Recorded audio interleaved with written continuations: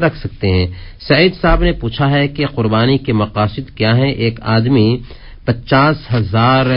کی بکری خریدتا ہے اور پھر اس کے بعد دوسرا آدمی جب دیکھتا ہے 50,000 کا بکرا تو وہ سوچتا ہے کہ ہم اس سے زیادہ کے بکرے خریدیں گے۔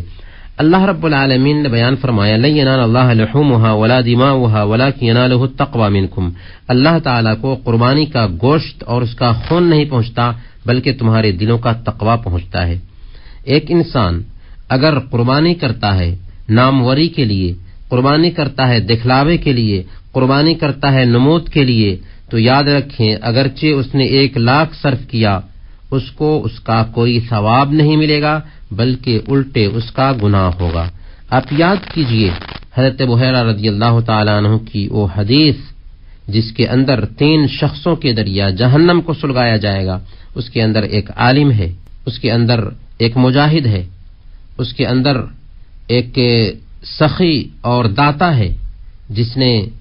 اپنا پیسہ خرچ کیا، اپنا علم صرف کیا اور اپنی جان دے دی، لیکن چونکہ مقصد تھا ناموری،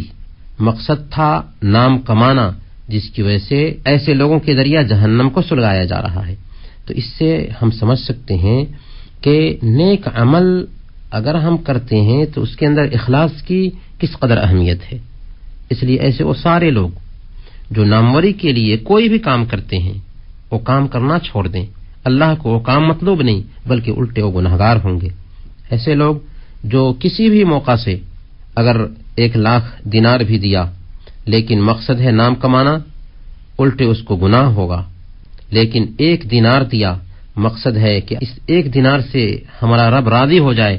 اللہ تعالیٰ کی نظر میں اس کی بہت قدر ہوگی۔ برکیف یہ کچھ گفتگو تھی اس حوالے سے کہ ایک آدمی کو چاہیے کہ قربانی کے اندر سب سے پہلے اخلاص پیدا کرے۔